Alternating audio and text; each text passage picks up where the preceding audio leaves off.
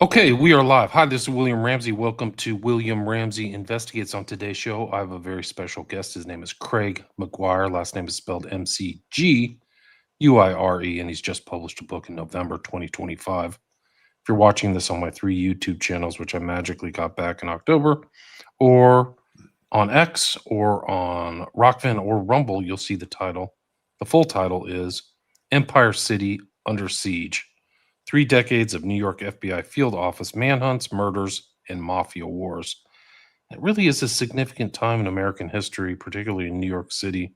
So many things going on. Some of the things that I don't really remember very well. And there's stories in here that I'm glad he retells or tells because I didn't know them. I remember stuff that we're going to get into, like Dog Day Afternoon or things like that. I didn't know some of the stuff, but he wrote this book with the FBI special agent. So kind of an elite agent within the FBI. His name was Anthony John Nelson. And so that's kind of his story. It's kind of a bio of him, but also kind of a historical book. This is not Craig McGuire's first book. He's also written Carmine and the 13th Avenue Boys: Surviving Brooklyn's Columbo Mob, and that achieved number 1 Amazon bestseller status in the biographies and memoirs of criminals. And it's obviously a bestseller. It has like 500 5-star reviews or 4.5-star reviews on Amazon alone. So obviously a lot of people read that. But Craig has also worn many hats. He's a successful writer, editor, designer, photographer, community reporter, and new media journalist. So he does a lot of other stuff. I know he's working on other projects, but he can talk about that. So welcome to the show, Craig McGuire. Thanks, Bill. Appreciate you having me. Big fan, and it's a privilege to be on the show and to be able to share Anthony's amazing stories.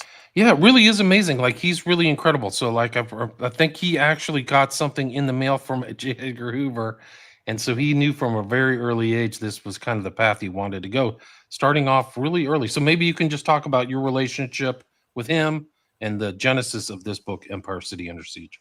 That's a great jumping off point, Bill. So I started out cutting my teeth as a beat reporter for the Bay News in Southern Brooklyn.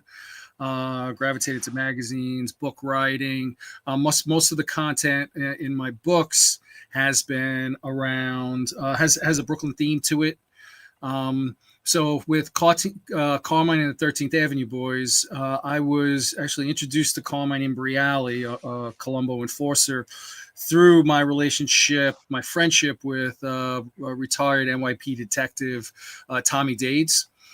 So after that successful collaboration, which was very interesting, collaborating with a former organized crime member, and then Tommy introduced me for another project, not related to Empire City Under Siege, and that project kind of stalled, and there was some issues there.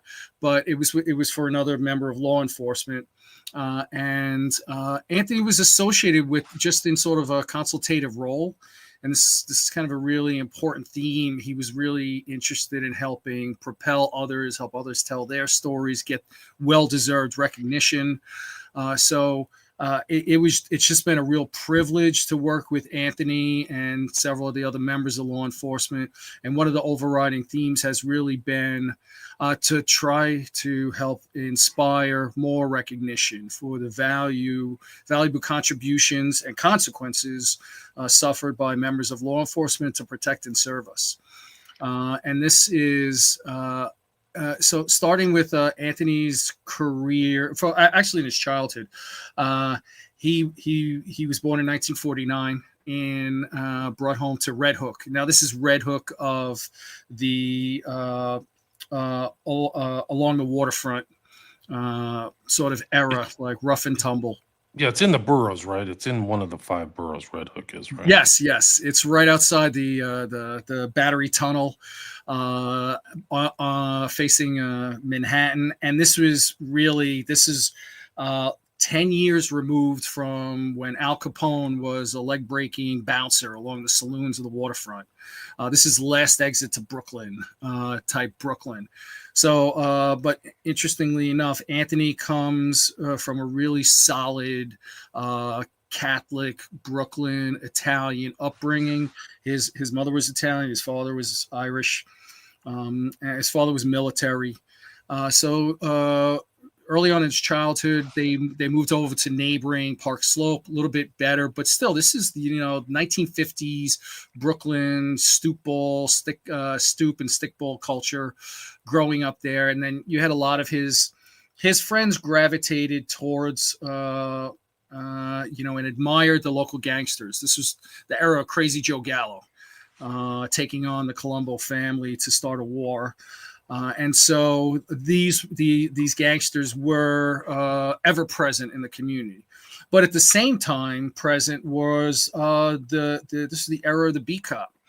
You did not have the 911 911 emergency contact system, so you did not have sort of the patrol cars. You had the beat cops, and they were an authoritative presence, constantly present in the community, and Anthony admired them. There was one really compelling incident in his childhood where a friend or an acquaintance suffered an overdose, and the responding police officers who Anthony knew really made an effort to save this young man's life. Unfortunately, he died at the scene, but this stuck with Anthony. And then this was this constant theme, where he sees they're part of the fabric of the community.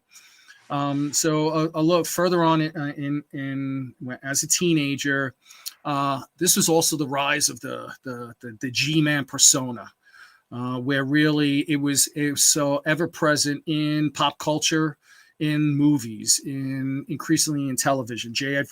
Edgar Hoover famously leaned into, sort of actually served as a consultant on several creative projects, understood the power of the media, which is pretty interesting that long ago. So there was a documentary around joining the FBI, and it inspired Anthony for his affinity to law enforcement already, but also it piqued his interest. It challenged him when they stated this is the hardest job to attain, and it sort of manifested itself later on in interesting ways. So he wrote a letter, he sent it into the FBI, and he got back a signed letter from J. Edgar Hoover. And even today, like in retrospect, he reflects that this may have been a form letter response with the stamp, but back then it made a profound impact on a young boy from Brooklyn, and he was off on his path. Right. So he made this determination early on, and you need to, I mean, it's getting into the FBI is not a cakewalk. Like you have to have certain requirements, fulfill certain things, pass tests, physical, academic tests. Like it's pretty intense to get in, right? Exactly. And it was just as it's very challenging to qualify, to meet the eligibility requirements, and then to be selected. So a low percentage of people who actually who apply are accepted and sworn in and sent to Quantico for the famed FBI Academy. So really, one of and what invariably what you'll see many of the applicants are former law enforcement, they're former military, they are CPAs, they are attorneys. The FBI is looking for like specialized skill sets in addition to standard physical and academic and educational requirements. Where Anthony distinguished himself in certain areas, aside from being a outstanding student, his upbringing, his moral integrity is evident when you meet him. But his advantage was technology. Now, when we think technology today is much more accessible. Technology is you can pick up technology skills from YouTube videos. There's so many more outlets. And then we're talking about real massive technological barriers. So Anthony always had an affinity for technology. So also to meet his, as he had to meet his age requirements, he had to meet his employment requirements. He was able to get starting in 1969 a series of administrative roles with the FBI, culminating in electronics technician. So earlier in his career, he helped facilitate the planting of listening devices on some occasions, or serving in a supportive role in some of these type of operations. And those were key back then. A lot of these bugs or whatever, these listening devices were key elements of obtaining convictions from guys who were notoriously secretive and used codes and talked in codes and did all that stuff. So, very important part of law enforcement, certainly for the FBI. But I think he was like one of, I think like only 5% got admitted. I think you wrote in there that like Yes. very small proportion. So he's definitely within an elite group, right? It's interesting you hone in on the technology aspect of the story. There are several themes when you think about the evolution of the FBI and law enforcement in general. Now, this is 500 pages of some really compelling casework. But it also follows the trajectory of this evolution. So you had the Bureau of Investigation, which was founded in the early 20th century in the Justice Department as a direct response to some of these macro trends that were dramatically impacting the fabric of America. You had these rises in immigration. You had this consolidation and this urbanization with the rise of the big cities, and then you had escalation and improvement of transportation technologies, and then you had the evolution of organized crime, which prior to prohibition was not too organized, but with prohibition you had these lucrative rackets, multi-jurisdictional rackets. You had really start to explode. And then in the aftermath of the repeal of prohibition, you had this framework for organized crime in place when you had this rise in larger cities, more of a fertile ground for organized crime to take hold and to exploit and victimize large masses of in city centers. So as this evolves over time, you have this cat and mouse, this desperate cat and mouse dynamic where organized crime is very adaptable, and it permeates through multiple jurisdictions. And then you have law enforcement, which was ill-equipped. Nowadays, you have these databases. If a crime is convicted by one criminal or organized crime group in one city, in one jurisdiction, and a similar crime, a similar MO appears, it's easier to track those with the various technologies and the coordination. That wasn't the case back then. Going from borough to borough was even challenging to pick up on these patterns. So what you needed was this centralized authority that had that could bring to bear this expertise and develop these specialized forensics capabilities, and could specialize in multi-jurisdictional crimes. So when you look at a lot of the Anthony's trajectory, and I like his casework because it has a heavy organized crime component, but it also covers a lot of these other types of crimes where you have kidnappings, where you have hostage crises, where you have these really dramatic, rapidly evolving crimes where it's time is of the essence. And that's when the FBI is at its best to be able to combat these crimes. Yeah, one of them I didn't know about. Like he served on the Bronfman kidnapping of Samuel, the son. Very still wealthy family, but like these are things that the kidnappings, the truck hijackings, and the bank robberies don't seem to get as much attention. Maybe they're still happening, but like some of those are very vivid national stories, right? Exactly. When you look at the kidnappings, so actually the crime had to evolve.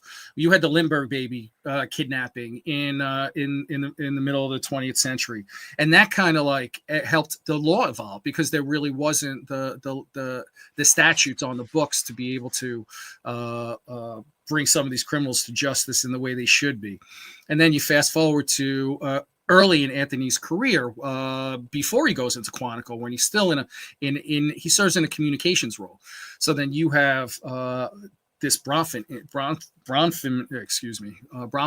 incident, where the 20-year-old scion of the Bronfman family is kidnapped.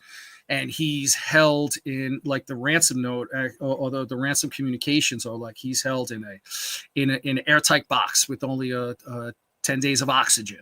And then if the ransom is not provided within a certain amount of time, they're also going to assassinate the Bronfman's family members with cyanide laced bullets.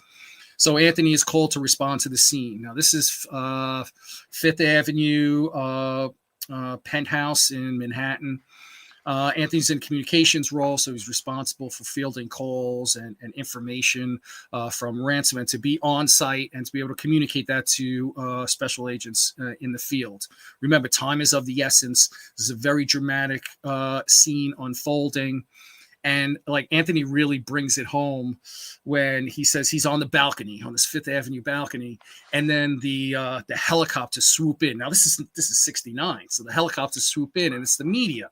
So the next day, these pictures are featured and spread in the daily news. So at the same time, the family's desperate, and this is a family of means. They're willing to do anything. So they insist and they bring in Uri Geller. For listeners of a certain age, I know when I was younger, they had the ABC special with Uri Geller doing the spoon bending.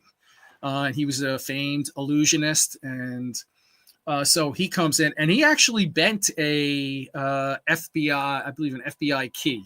So that was kind of interesting that Anthony brought up. Ultimately, he was not much helpful in the investigation, other than saying that there was a bee involved here, and even though the victim was successfully rescued in Brooklyn, like that really didn't contribute much to the crisis. What eventually happened, Bill, was I believe it was in Queens, FBI special agents went and they made the drop and it was a $4.6 million ransom. Now today that doesn't sound like a lot of money, but back then that was a massive sum of money, and to date at that time it was the largest ransom requested and delivered in history. But they didn't make the arrest at the time because they had not recovered, and due to the nature of the threat, it was that the oxygen would run out before they were able to rescue him. So eventually, but with the forensic capabilities of the FBI at the time, they were able to track the vehicle and identify the perpetrators and make the rescue. And it was just an amazing story.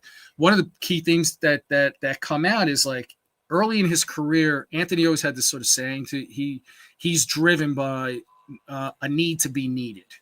And this was not only a theme that I picked up on Anthony, but it was also across multiple members of law enforcement that I had the privilege to interview. And this was like the first successful recovery. But that's not always been the case. And as multiple members of law enforcement who are involved in these dramatic situations, it doesn't always have that positive outcome. And then throughout the time when they're investigating these crimes, when they're pursuing these criminals in the worst possible situations, there's a level of, understandable impatience. There's a level of sort of behavior that law enforcement must endure. And far too often, there's not a thank you at the end. There's not the proper level of recognition. It's just like, it's the job. Well, it's more than the job. And then a lot of the things that Anthony reflects, there are these consequences that law enforcement has to endure. And it's not just them, it's their family members, it's their friends, it's their relationships. So if anything, I just hope this book helps bring that to light more. Yeah, there are people too. They're often overlooked. The story comes, it goes, it's a flash on media, then it's over, and then some of these actors who went through the stress and everything are overlooked. That's the importance of books like this, because it shows the tie together. He was inducted, or he became a special agent in 1976 at a fairly young age, 26 years old. And this is just the beginning. The Bronfman is the beginning. I mean, he saw so much. It's like a great history book. It's a great crime book too, but just the history of such a great city of New York City. And then like stuff I had no idea, like he was involved in what became Dog Day Afternoon. I remember watching it on TV. I had no idea that he was in that. I mean, not obviously that he was involved in that, but there was so much Like he was really in not only amongst the crime, but also the making of the film. Can you talk about that? Yeah, it's interesting, and one thing, just to take a step back, it's amazing working with many of these members of law enforcement. When I first engaged Anthony, we had this. And we had this breakfast at his house on a Sunday morning with his lovely wife Cindy, and then this other project was sort of falling apart. And then Anthony was like trying to help salvage it, sharing some clips about these other members of law enforcement. And then there were also the clips of many of his. I mean, these are like Jerry Capisci columns, the famed Gangland journalist. And then just like featuring these, and the more I saw this, the more I'm like, there's so much involved here, and he's questioning whether readers would find these interesting. So very early in his career, there's this dramatic hostage crisis at a bank in Gravesend, Brooklyn, which eventually became the movie Dog Day Afternoon, starring a young Al Pacino and some other like really A-list Hollywood stars. Anthony was serving in a communications capacity, helping with the other special agents on scene. It ultimately had a pretty dramatic ending when this really famous detective that Anthony was close to throughout his career was able to. They were able to secrete a weapon under the seat in the car that was to drive the hostage takers to the airport. And in a dramatic setting, like, I mean, it needed the Hollywood treatment. He was able to take the gun and shoot one of the kidnappers, and then they were able to resolve the situation. So Anthony has like a front row seat to all this dramatic unfolding, and he's the first one to mention, like, he just plays a minor role here. And then later on, he's at a friend's house I believe it's in Park Slope. Apologies if I got that wrong.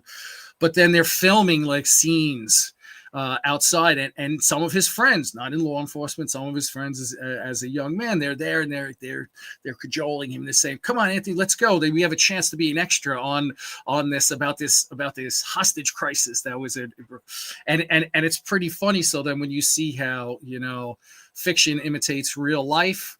And he declined, and he said, I lived it. I don't have to be an extra on the set.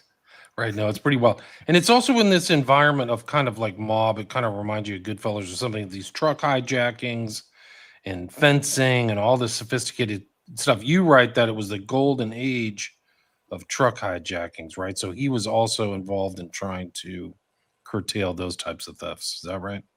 Exactly. This was, again, now we talk about these types of crimes that really fuel organized crime, and back then hijacking, because of the technology to investigate it, because of the technology to prevent it from the automobile manufacturers just did not exist. So it was relatively easy to tilt out a car, to take a car, to swap the VIN numbers. So in auto theft, and then in hijacking, it's just the New York tri-state area is just such a heavy multiple commerce corridors. When Anthony came out of the Quantico, interestingly enough, many agents perhaps weren't as thrilled to be assigned to the New York area, just because of the intensity and being sort of thrown into the fire there. I mean, nothing could have made Anthony happier than to come home. So here's the boy who was born in Red Hook. Among his first assignments is he's assigned as an undercover operative associated with the Gambino crime family to be the front for a warehouse in Red Hook, where he would get first right of refusal for hijacked goods when they came in. And it wasn't a particularly high volume shop, but it was still, there was some pretty dramatic busts that he was able to help contribute to, or actually, and actually the picture on the cover is from one of those busts. Oh, wow. And that was a pretty, now if you think about it, he's operating in undercover capacity in Red Hook, where he was born. And at the same time, he's investigating crimes across multiple other areas. So throughout the early part of his career, because he's this Brooklyn persona is so ingrained, because of he has this inherent strength and authoritative. He has like this Italian look about him from his heritage, but also he can kind of carry a conversation in Italian from his upbringing. But he insisted to make sure that I didn't pass him off as being fully fluent in Italian. Getting the facts right were very important to Anthony. So if anything's wrong, guys, it's my fault.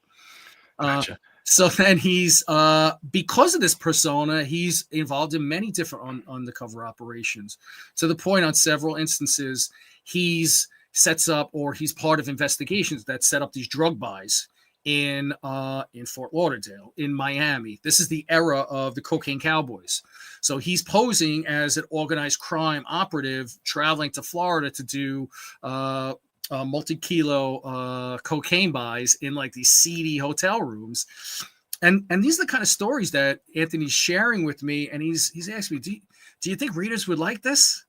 And I'm just his undercover work alone could have been a book. But then when you look at the breadth of work, it's interesting. The FBI covers so many different areas. Like law enforcement will call the FBI in when there's a hostage crisis, because they know they could bring to bear the level of resources.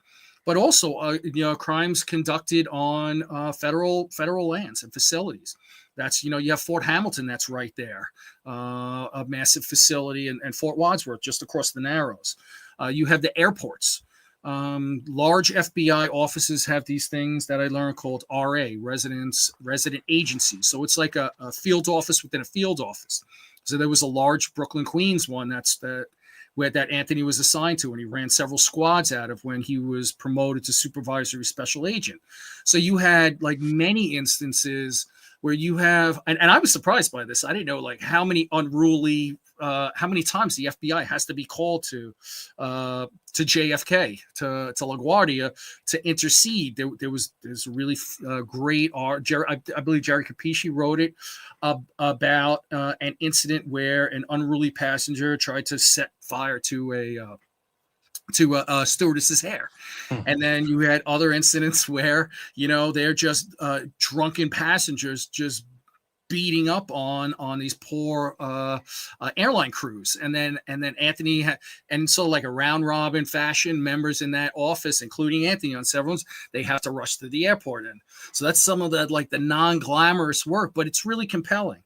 And then some of these crimes conducted at the VA hospital, where you have like Jason Randazzo, who was on Anthony's squad, and Anthony reflecting, like you have these really, unfortunately, these really damaged former service members who put it on the line for this country, and they come home with PTSD, and they get involved or in these hostage crises, these domestic violence incidences, and then the FBI has to respond to those and deal with this. You also have the VA hospitals. It's this sprawling network of facilities throughout the country, and especially consolidated in major cities, where some pretty tragic crimes over there that are happening, and some murders that Anthony has to respond to and investigate. So it's some pretty compelling stories.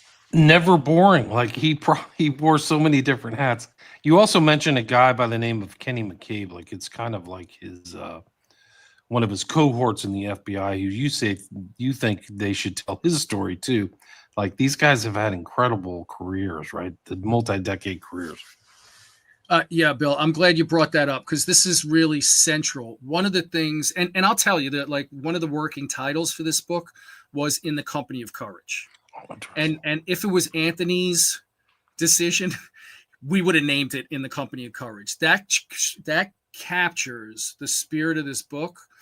And so we try to do that. So you'll see there are little vignettes. Like when we cover the case history, I try to add a little bit more biographical information about some of these heroes of law enforcement. And none stands taller than Kenny McCabe.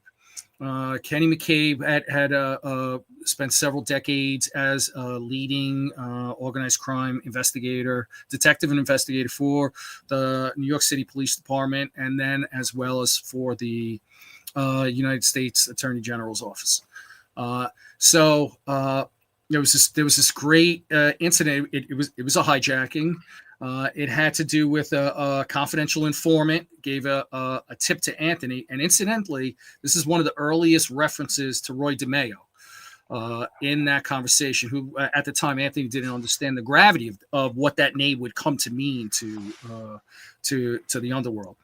But at the time, so he gets a tip off of this hijacking, heads to the scene.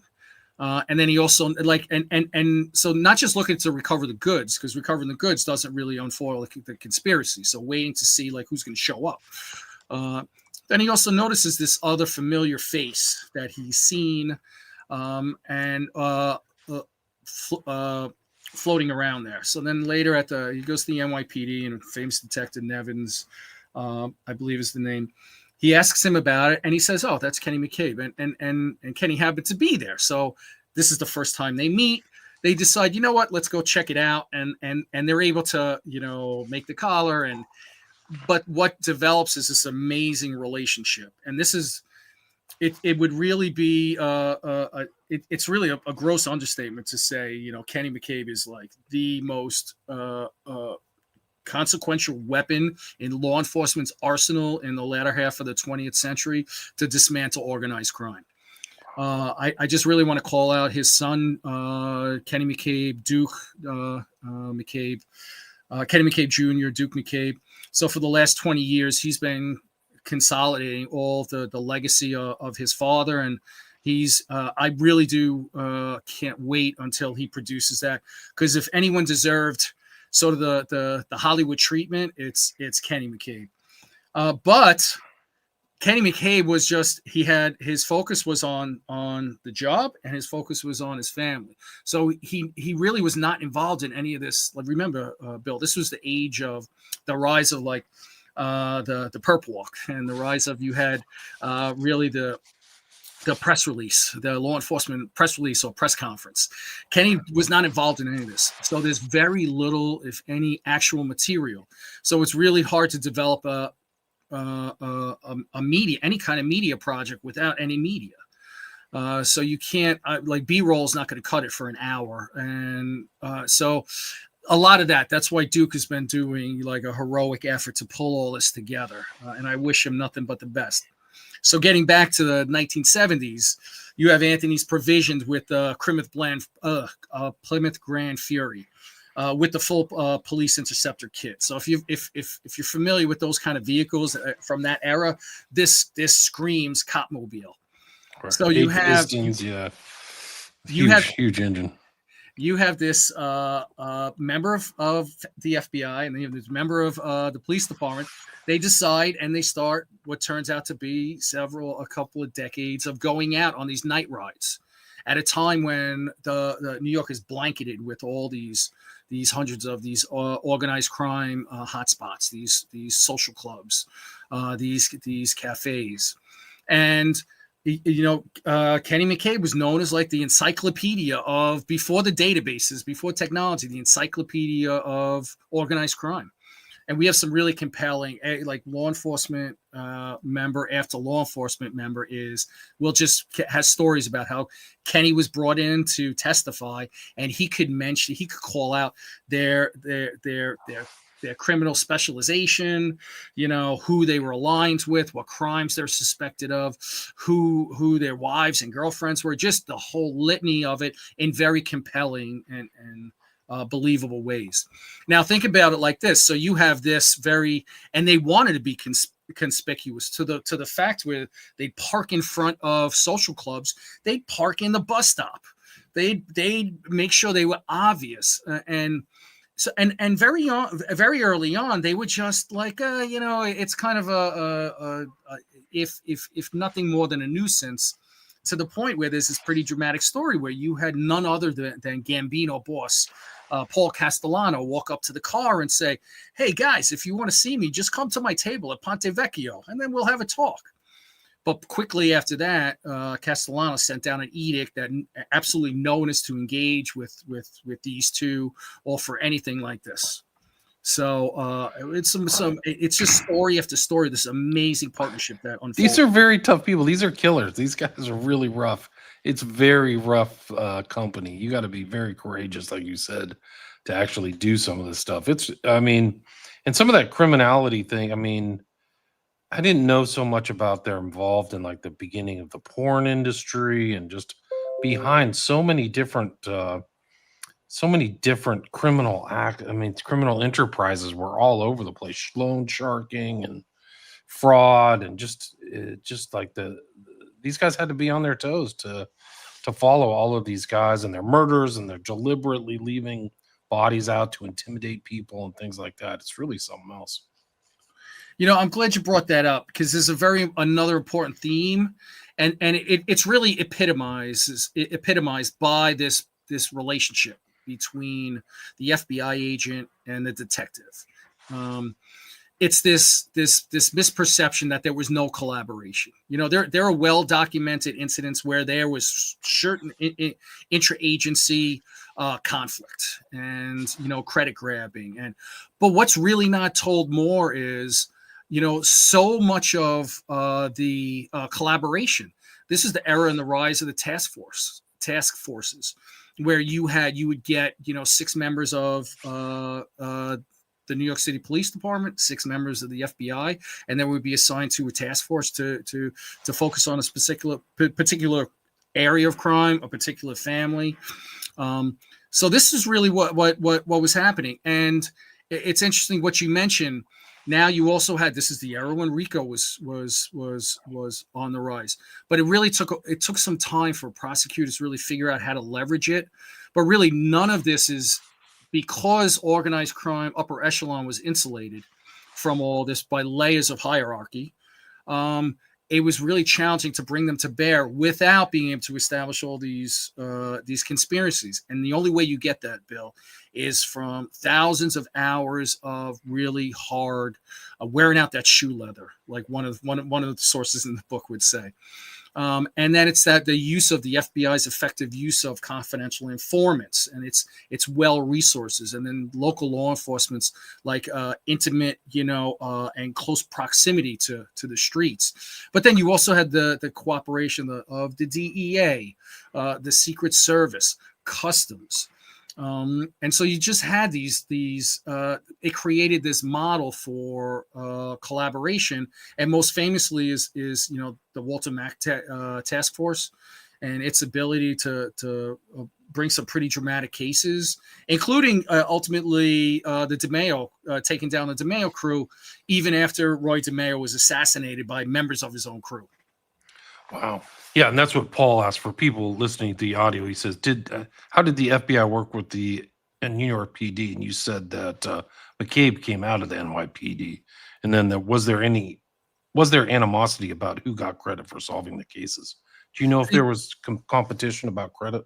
See, this is like where a lot of the misperceptions are, and Anthony calls this out very eloquently. Like, you look at any walk of life, you look at any enterprise, there's always going to be conflict. And then when you add on the stakes that they're facing, it just amps up the level of drama. So yes, there were many instances of, credit grabbing and resentment, but that's just part of the story. And it neglects this tapestry of connections and connective tissue that was established. How you had, and it's funny because it escapes my name, but one of the members of law enforcement, it may have been George Terra, who mentioned it. So you had, FBI tends to be better educated just because they have higher. It's not that they're more intelligent; it's higher eligibility requirements than you do have for NYPD. So you kind of have like two different prototypes, but you put them into, and he said you put them into a room inside of a week. You take 6 from the FBI, 6 from NYPD, you put them in a room. Within a week, you can't really discern who's from which agency. And it's just like sort of vignettes like that really, And Anthony is well regarded by many members of law enforcement for his ability to share intelligence. Remember, with his network of confidential informants, he's the first to say that I didn't make many of these arrests. I wasn't interrogating them, but through this cooperation, through all this use of intelligence, we're able to establish like all these predicate crimes, establish all these conspiracies. It's just a pretty remarkable story there. It really is. I mean, and the other thing, like I have a listener who's listening from South Africa right now, Norman, who's interested in Anthony's connection to 9/11. So he's literally there in New York City when that catastrophic event happened, right? Yes. Actually, he's in. He lives in Brooklyn, and he responds and he's managing a command post in Brooklyn. And then he's also, remember, and this is the time when they're just getting inundated with tips, and they have to work through all these tips. Where you had some of these, like some folks in the community shared the same names or surnames with some of the hijackers, and they have to go and they have to go through all these. There's a really compelling story in the book about Al King, a really famous detective who and Anthony had a really strong relationship. And I believe Al King, he shares how, at the end of the day, he would go home and take his boots off. And then in the morning when he came and he'd make sure to leave his boots outside. And then in the morning when he came out, like his boots was just crawling with maggots from all the biological material. It's those kind of details, that he's sharing. And then Jason Randazzo, I believe, sharing how, investigating and following up on all these tips and these poor people who are wrongly, accused on these false tips. It was crazy. And then you think about, how these men and women were away from their families for weeks and months at a time. It's just such heroism. It's just And you've got all the pics in here. You got pics in the back, so you can see what Anthony Nelson looked like and all that stuff. 500 pages of research. It's an amazing book. Like as far as like the depth that you've been to, like really categorize his life is pretty incredible. So kudos to you. We're at the 45-minute mark. Is there anything you'd like to add or anything I missed before we wrap it up? I highly recommend people check out this book. It's really great. I mean, I feel like we've only scratched the surface, actually. Bill, I just want to reiterate what a privilege it was, and I will tell you, my father was military, my uncle come from military background, and I was always, taught and trained like, you see a military man, shake his hand. And thank you for his service. But now, when I see a member of law enforcement, that's what I do. I just it opened my eyes to the level of commitment and sacrifice that they do every day. I hope more of that gets out there. I hope society becomes more forgiving and understands the challenges. And Anthony's, the first to admit, like, we don't get it right, but they live with these life and death consequences, like in the heat of the moment. They're not perfect, but they're really trying, and they're doing it on our behalf. And shame on us if we don't recognize that. Agreed. It's a human story. Like you hear about all these mobs and they're glorified, but these guys, the law enforcement guys, need their own appreciation too for the sacrifices. It can't be easy to do these jobs. You work strange off hours, very stressful. These are dangerous people. Like they'll there's law enforcement. You tell stories in this book, people who didn't make it, people who were shot. So it's a lot of risk there as well. So kudos to Anthony John Nelson. He's got to be in his 70s now. And Yes, Bill. kudos to you. I mean, also this book is out. It's on Amazon now. People can get the Kindle, the hardcover, the paperback. They can also check out your other older book, the one we mentioned earlier, which is Carmine and the 13th Avenue Boys, Surviving Brooklyn's Colombo Mob. For people who want to reach out to you, Craig, is there a good spot? Or you said Wild Blue Press, right? Isn't that where Yes, you direct people? there's something, Bill. There's something special going on at Wild Blue Press. I write for partly for myself, kind of selfishly. I'm a true crime fan from very early on, and true crime just really specializes in this category. So supportive of writers. I really appreciate being able to get these stories out there. So truecrimepress.com. We have a lot of exciting things going on social media, a lot of interesting things coming up. And Bill, I can't thank you enough. Thank you for having me on the show. And you mentioned thanks to a lot of the guys that I interact with all the time at Wild Blue Press. So I see their names in my emails all the time. But Craig, great job. Thanks for your time. Congrats on the book. Again, the full title of the book is Empire City Under Siege: 3 Decades of New York FBI Field Office Manhunts, Murders, and Mafia Wars. Like I said, we probably covered 10% of the book. There's so much more left in there. So please go check it out. And again, the author is Craig McGuire, McGuire. Thanks so much for your time. Really appreciate it.